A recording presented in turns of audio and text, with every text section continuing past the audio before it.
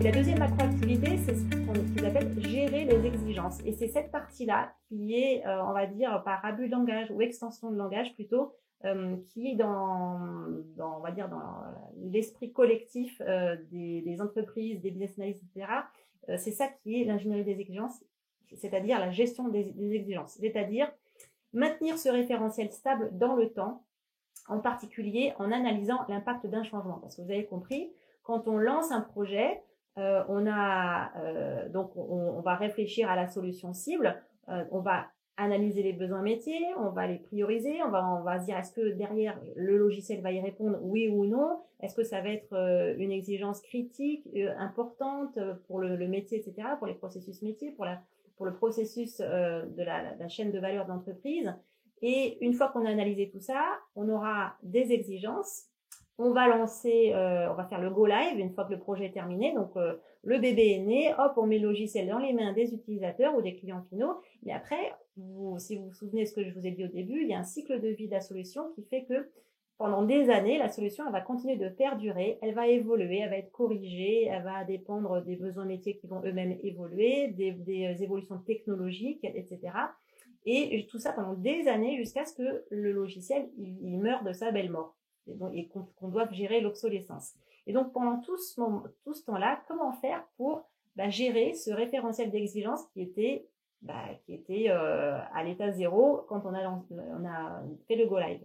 Eh bien, c'est cette partie de gestion des exigences qui est de faire en sorte qu'on le maintienne stable dans le temps et en analysant l'impact d'un changement, parce qu'à chaque fois qu'il y aura une demande d'évolution du métier, par exemple, une nouvelle réglementation qui arrive, et là, le pôle métier dit, mince, alors il faut que le logiciel il évolue de telle ou telle manière, parce que sinon je suis pas conforme à la nouvelle réglementation.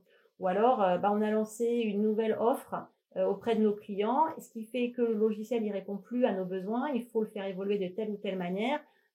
Comment faire ils font des demandes d'évolution et là les exigences elles vont évoluer, il y en a certaines qui vont être supprimées, remplacées par d'autres, etc. Ça peut vite devenir une usine à gaz. Donc gérer les exigences, c'est vraiment ça. Traçabilité, c'est être capable de dire j'ai un besoin métier qui m'a été exprimé par Monsieur Dupont de la comptabilité. Ce besoin métier, on a décidé, parce qu'on a fait des analyses, que c'était un besoin qu'on devait satisfaire par le biais du logiciel. Donc, ça va être transformé en exigence à l'intérieur du logiciel. Une exigence étant donc une capacité que le logiciel a de satisfaire un besoin. Donc, on va tracer le besoin, l'exigence. Après, ça c'est toujours dans le virtuel. Après, le logiciel, il va être développé. Et quand on va faire les tests, on va tester le logiciel codé, développé. Donc, on va tracer ce lien entre le besoin, l'exigence, le logiciel par le biais des tests pour s'assurer que, à la fin, le logiciel, il répond bien à un besoin métier en particulier.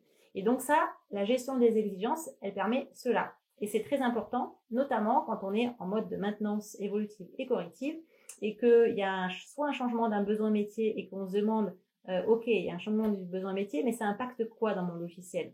Si on n'a pas cette traçabilité, c'est très compliqué d'être sûr qu'on corrige au bon endroit. Et dans l'autre sens, c'est pareil. Il y a un bug ou une demande d'évolution purement technique ou dans l'IHM, un utilisateur dit moi ça m'embête, là il faudrait mettre une valeur supplémentaire ou alors il faudrait faire un champ avec tel type ou tel format.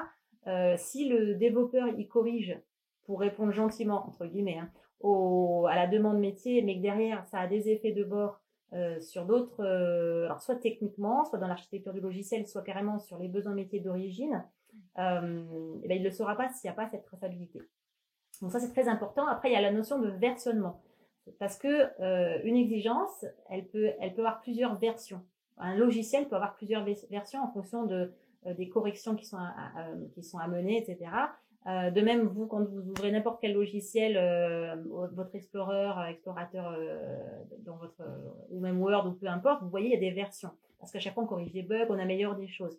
Et donc quand vous allez tester votre logiciel, il faut à chaque fois savoir votre exigence, il faut savoir sur quelle version vous allez tester parce que potentiellement ça peut être un ensemble de systèmes. Donc un logiciel imbriqué dans dans un système d'information plus global. Et si vous testez par exemple un logiciel qui est alimenté par un autre logiciel, mais que celui-ci a une version 1.2 et qu'en fait il y a eu des évolutions, il en est à la version 1.4, vous pourrez très bien dire moi ça marche ou ça marche pas, alors qu'en fait ça le serait si vous étiez sur la bonne version. Donc à chaque fois en fait on a cette notion de version qui est importante pour la gestion des exigences. Et puis la gestion des changements des exigences, voilà, à chaque fois qui a demandé, pourquoi, ça c'est important. Ensuite, vous avez toujours dans cette activité de gestion des exigences, ce qu'ils appellent la mesure des exigences. En gros, c'est des indicateurs, des KPI qui permettent de mesurer par exigence, en gros, sa qualité. Mettons, l'exigence, c'est de prévenir quand il n'y a pas... Alors, je reprends ma machine à café. Vous savez, quand il n'y a plus d'eau dans le réservoir, il y a le bouton qui se met d'une autre couleur, ou alors pour les machines plus évoluées, peut-être un message qui dit attention, remplir le réservoir. Et donc ça, c'est une exigence. Eh bien, quand on va mesurer l'exigence, on va être capable de dire combien de taux de changement il y a eu. Parce qu'une exigence sur laquelle il y a tout le temps des changements, ça peut être une bonne explication métier, mais auquel cas peut-être qu'au niveau de l'architecture, il va falloir modifier certaines choses pour pas que ça soit trop compliqué à maintenir. Également le nombre de défauts, si c'est une exigence où à chaque fois on constate qu'il y a des bugs, que ce soit des bugs métiers ou des bugs techniques, il y a peut-être aussi un problème, quelque chose à aller creuser, donc au niveau de la qualité. Donc ça, c'est aussi dans la partie gestion des exigences. Et après, il y a une grosse partie qui est outiller l'ingénierie des exigences, parce que vous imaginez bien que selon les systèmes, selon les logiciels, ça peut être juste gigantesque comme charge à maintenir en fait.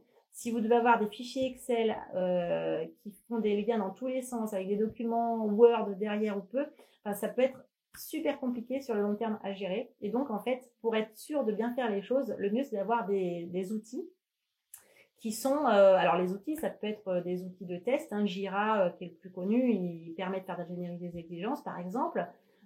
Donc là, avec quels outils on va faire notre ingénierie des exigences, quelles sont les fonctionnalités qu'on veut avoir dans ces outils, comment les mettre en place et comment évaluer cet outil, puisque si c'est pas un bon outil, quelque part, votre objectif d'avoir un niveau qualitatif des exigences sur le long terme, il n'est pas forcément facile à respecter.